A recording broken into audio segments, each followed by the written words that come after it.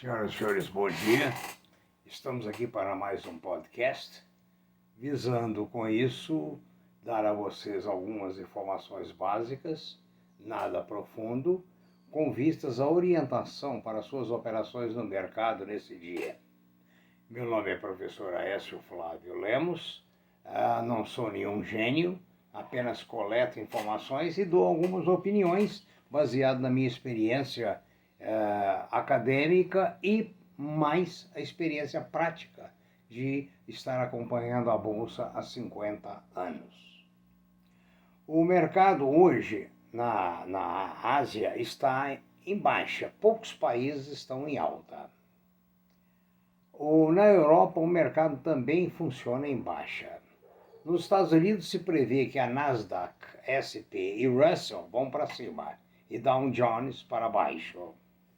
No Brasil, a previsão é de uma bolsa estável, ou seja, não há nenhum motivo para se pensar em uma bolsa dinâmica, embora a reforma fiscal tão desejada e tão necessária poderá ocorrer conforme informações do presidente da Câmara. Realmente, se for uma reforma financeira desejável, racional, técnica, será muito bem-vinda no mercado. Inclusive, nós temos falado aqui que a tributação no Brasil é algo absurdo, que impossibilita o Brasil, em certos campos, de prosperar, de exportar e assim sucessivamente. As commodities estão em alta, os metais duros estão operando de forma mista, o petróleo, o Brent em Nova York, está operando a 1,779, praticamente $1 abaixo do que estava previsto para ontem. E o dólar, eu falei com vocês, o Brent, então eu estava falando do ouro, o ouro está apenas $1 abaixo da máxima de ontem. Nas dúvidas de vocês, queiram endereçar suas dúvidas para previsioneseconômicas@gmail.com, como de hábito. As notícias internas é que a vacinação continua lenta e tem um agravante. Estão faltando vacinas para a segunda dose. Isso realmente preocupa muitíssimo, muitíssimo mesmo. No Brasil dizem que o vírus já matou mais esse ano do que em todo o ano passado. Nós devemos lembrar, já citamos que Israel não teve nenhuma morte antes de ontem em função do vírus. O varejo no Brasil aponta para aquisições milionárias, ou seja, a desgraça de uns, o lucro de outros. A exemplo, a Hering, que a Soma fez antes de ontem uma oferta de takeover, de comprar a Hering por um preço considerado pelo mercado exagerado. Tanto é que as ações da Hering subiram 27%, enquanto as ações da Soma, compradora, caíram significativamente. Do resultado da Vale do Rio Doce foi algo espetacular. A Vale teve um lucro expressivo como nunca.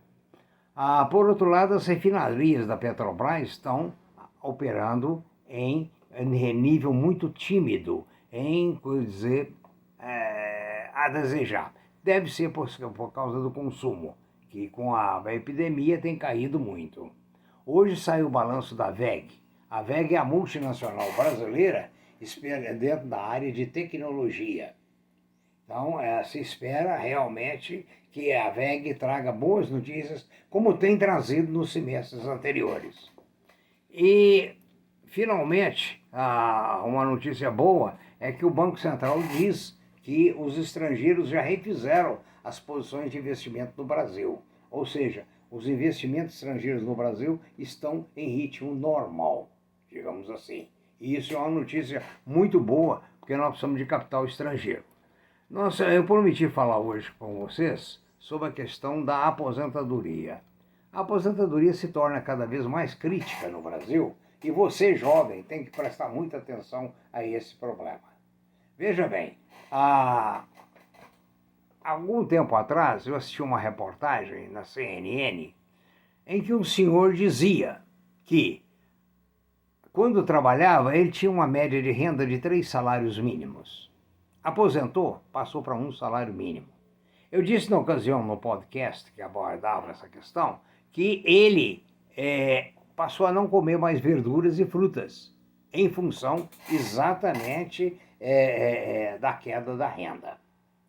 Existem previsões terríveis aí à frente. Dizem que para o ano 2050 haverá poucos trabalhadores para muitos aposentados.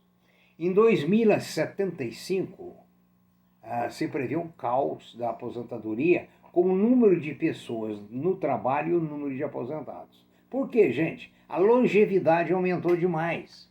No tempo que eu era jovem, a longevidade normal era 50 anos. Aos 50 anos, o indivíduo era considerado velho. E hoje? Hoje, nós consideramos, nem o Instituto de Aposentadoria considera o indivíduo de 50 anos como velho. Hoje já temos a segunda idade, a terceira idade e assim sucessivamente. Então, com a queda do número de trabalhadores na Previdência Social, o problema do pagamento das aposentadorias só tende a piorar. Tem países, como a Noruega, por exemplo, que não vai ter problema, porque ela dedica toda a renda do petróleo para pagar aposentadorias.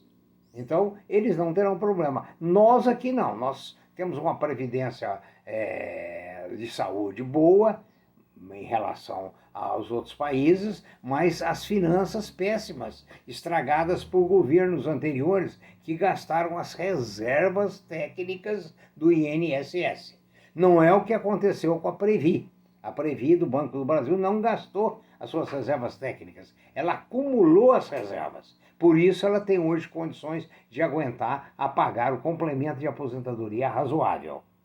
Então, como a gente prevê que as aposentadorias estarão cada vez mais distantes das necessidades de um velho, de uma velha, porque lembre-se, eu já disse diversas vezes, na terceira idade é a época que você mais gasta e menos ganha. É gasto com saúde, é gasto com fisioterapia, é gasto com remédios caros, com plano de saúde, cresce geometricamente à medida que a idade avança. Grande parte, a maior parte da população não consegue pagar o plano de saúde na terceira idade, certo?